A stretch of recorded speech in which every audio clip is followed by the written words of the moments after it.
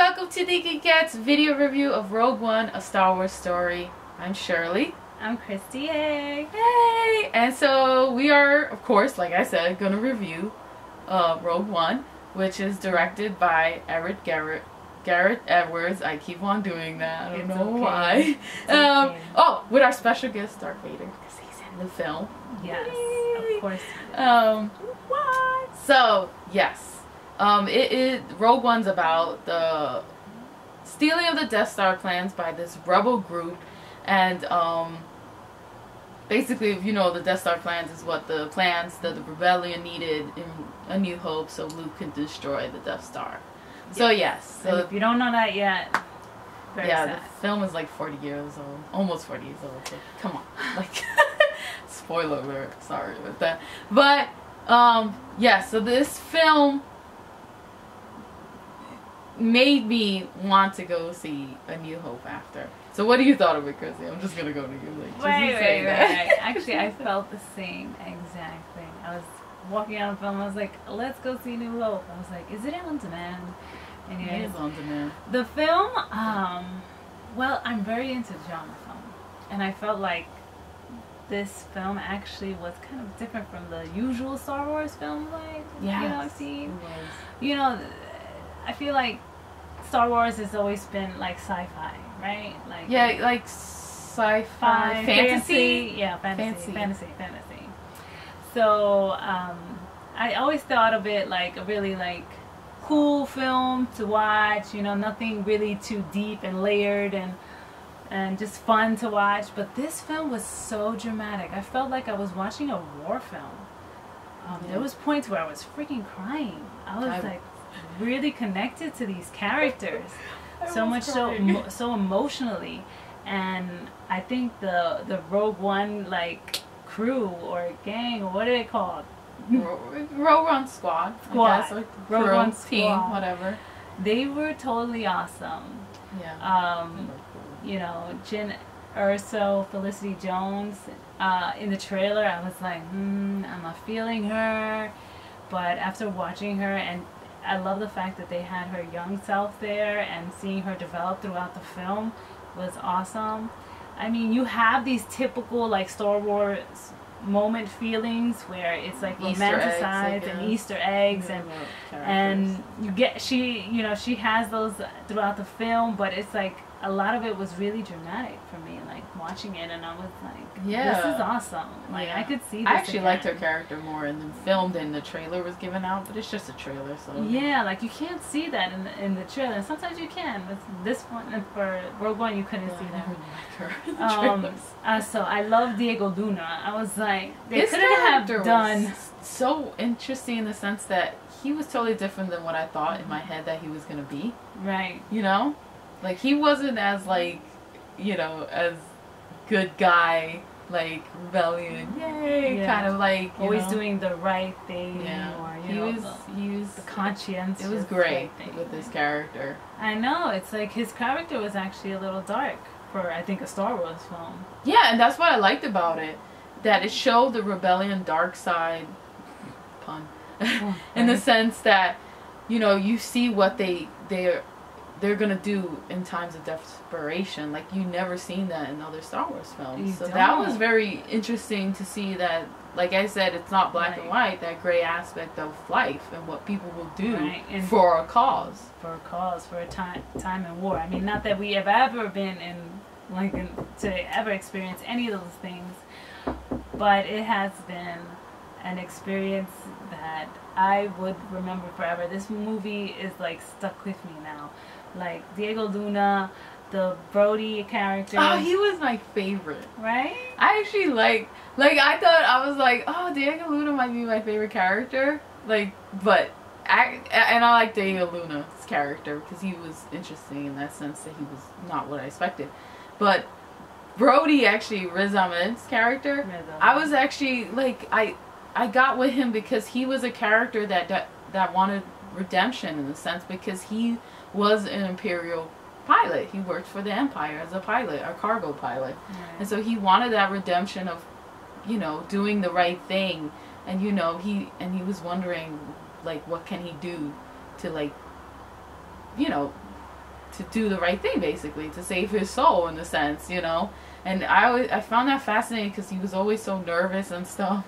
And that would be like me in the sense of doing, like, so trying to join a rebellion. That's why I actually really like this character, because I feel like I would have been like that, like mad nervous and scared, but still trying to do the right thing. Right. Hopefully. Oh yeah. So, I really like. He was really good. He was just a small like role, which wasn't that small, but in the sense that compared to Jin and Cassian and K2SO. Yeah. K2SO. K2SO was cool. I know, right? He was like droid. That friend that always had that commentary or like that ad-lib or something. Like that friend that always gotta be talking. Yeah, I know. Like right? you need a in the background, like, all right. He always gotta say, or she gotta be saying something. But it was cool. He was a really cool droid. Yeah. He was probably one of my favorite droids. I know. Because he had personality. He definitely had a personality. Alan I think definitely different from like, he was good. You know, R2D2 and you know. Yeah. I feel like R2D2 and him would be like cool buddies probably. Right. Or probably fight each other, like in a sense of argument, like the sassiness of each other against each other. So yeah, I don't know, Chirrut Imwe, played by Donnie Yen, the great Donnie Yen. Oh, well, yes. I really love this character too. I know, his character came out of nowhere. Like at first I felt like, does he fit in this movie? Like he actually fit. But then, you know, after watching him a little more, I was like, okay, he definitely works. Like for me, his character was the romanticized of what the Force is, like believing it and, you know, just having faith in the Force, and that was a big theme in the movie. It's like belief in the Force and to carry you through. Yeah. And that's what I really loved about and his I love the character fact that in particular. That he didn't really have the Force in a sense. I guess he probably did, but it wasn't like you don't really know in a sense. He just believed in it that strongly enough that, you know, he'd get through things in life. So it was. There was moments where I questioned. And I liked his relationship with Baze. Baze Malbus was cool too. Their connection was so adorable. I'm sorry for using those words. Oh my god, I love their friendship. They were so good. There was like they had each other's back. Yeah. I know, a brotherhood that was just like unbroken. Nothing could break it. It's strong. Or maybe they were married. Who knows? And they were just awesome. And Baze always had his back. He was always worried about him. Yeah, they had each other's back. Chirrut was blind, right? Yeah, that was funny with that line. But you're gonna see some like super cool martial arts type moves. Damn, he's fast. He is. Donnie Yen is fast. So, I was like, what? It was awesome. Like, I thought that was dope. I was like, yeah, that's a totally different element that I'm used to. Yeah, I love. I don't remember any of the films really going like deep with into the fighting, like, with the martial arts and fighting. Yeah. No, they never had. With their lights. They never had. No, a little bit with the lightsaber, but not the thing. So I thought that was like cool. That's why I was like, at first I was weirded out by his character, but because I'm not used to seeing it in the Star Wars films, and then I was like, okay, this is dope. Let's bring more of it. And so he had a really like strong role in the film. Yeah. And going back to like, I like the diversity of this cast. Like the men of color was awesome. Yeah. I just wish there was more women of color. Like that would be great. Right. Too. There was pilots, but not like that. Not really. Like especially in the main squad. Like right. Yeah, that's why I was like, oh, this is awesome. I just wish there was more women of color too. But it was awesome seeing all those men of color up in there doing their thing. They were all so good. Yeah. And it was just like this movie, like I said again, it really enhances A New Hope because what this team does to sacrifice everything just to get those plans into the rebellion's hands, which will go into Luke's hands, so he could destroy the Death Star at the end of New Hope. It's really something. It's touching but beautiful because you really just see the sacrifice of what they were willing to do, and then seeing the end product in A New Hope. It's like, wow, it really enhances the film. Like I said. It was just so. It was. Like, you just get so deeply connected with the characters, and a lot of these, when you're watching the films, you almost feel like it's reflective of what's going on in these war-stricken countries around the world. Yeah, you saw one part of the film actually made you feel about what's going on right now in the world, which kind of did. Like, it's crazy. And the sites that they chose to shoot on and to have these that, battles. That scene in the end, perfect. The beach. The beach. Scarif? Yeah, I was like, this is beautiful. like a lot of the scenes reminded me of the other films. You know, I felt like I was watching something else. Like Apocalypse Now or like Saving Private Ryan, the beach scene. Yeah. Yeah, that third act of the film is crazy.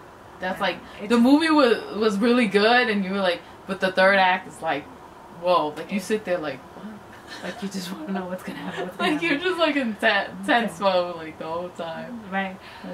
But yeah, it felt like a war film. Yeah, it felt different. Like I said, look, I really liked. I liked The Force Awakens. I know some people, like I said, yeah, it was like A New Hope, and yes, a lot of these films are kind of the same because they're a saga, I guess, of the Anakin Skywalker family story, and so you know, you kind of have the sameness, but they all each have their own thing too, in a sense. And I liked The Force Awakens, and I could see why people like the prequels. Yes, I didn't like them. I actually hated them, but I could see why people started. I can see why people like the prequels. You know, you can't hate on them anymore. But this, like I said, was probably one of the best Star Wars movies, the best prequel film, to be honest. For me, it's Empire Strikes Back, A New Hope, and then Rogue One. That's how good it was. Right. And then probably Return of the Jedi. Force Awakens. I don't know. Return of the Jedi and Force Awakens kind of flip flop for me. A little bit back and forth. I don't know, this one was like the best one for me, only because it was really dark, it was like gritty. Even like the squad at the end, they started bringing in more men, and you hear them talking about, oh yeah, we're assassins, we're saboteurs. Like you really like are hearing about what these men who are like rebels do in times of war, and you don't really get that in any. And you felt you felt their exhaustion. Yeah. And their pain and their like their willingness and also their fear of like this is probably gonna be it, you know. And that was awesome. So I mean, not awesome in the sense, but it was good to see that. Director did a damn good job of trying to get these emotions and such like a film like this. Yeah. You know? And also, when you thought the film was about to end, then there's like Darth Vader. There's a scene earlier with Darth Vader that was really cool. There was a line. Like a line and I was like, okay. That was badass. People were clapping, but the scene with him, I don't want to say that, but that scene with him was so amazing that made me like really love Darth Vader again, because he's not like my favorite character. I just like he's a classic villain. Like you gotta respect that. Like, but yo, that scene was just like old school Darth Vader. Like you never seen him though. Not even the original trilogy. You never seen him like that. Something different. That was like a straight up horror movie. Yeah. Like it was a scene in those horror movies like Alien or like some other. I can't think of other horror movies right now, but it was just straight up horror film. And I was literally in the movie theater like I was about to yell at the screen. Because I was so into that scene. I was like, oh, get out, run! And I was about to yell it out. I forgot that. Run, and I'm like, Darth Vader, yes! and I'm like, I forget that I was in the movie theater. I was like, oh, that scene was crazy. Yeah. So yeah. And of course, there's a scene that even though this movie is depressing in a good way, there's a scene in the end that gives you hope. Yeah. I knew hope. So yeah, we wanted to come back because we haven't done a video in a long time, just to review Star Wars, of course, and keep on it there because it's just. I know. We missed this. Doing this. And yes, you gotta go see Rogue One. How can you not? See Rogue One. Yeah, and we suggest if you going can't, to the that's theater, fine, but you gotta go see it, especially with movie. people. It's a good movie. Really damn good movie. I personally would like to see a spin-off of Diego Luna's character. I would like to see. No, I meant in a sense because how? No. Well, yeah. You mean like a prequel of this film? Maybe like a prequel or like. Oh, like makes. I want to see like. Story. I want to see backstories for all these characters because that's the thing about this movie is that you couldn't. And like there wasn't much time with these characters. The Chewbacca and but you still liked them. You still fell for them. Yeah. But yeah, I would like to see backstories, probably in books or something like that. Yeah. That would be cool. I actually really like that. That's what I meant, backstory. Yeah, because I was like, oh. Backstory. I was like, Okay. Yeah. So go see Rogue One. So good. So damn good. One of the best films of the year for me personally. Have fun at the movies in this cold weather because it's like dumb brick. And also the Union Square Theater, Regal, you suck donkey. Right, you left us out in the cold. They let us wait outside in the cold. I was like, they have a big theater. You could have had people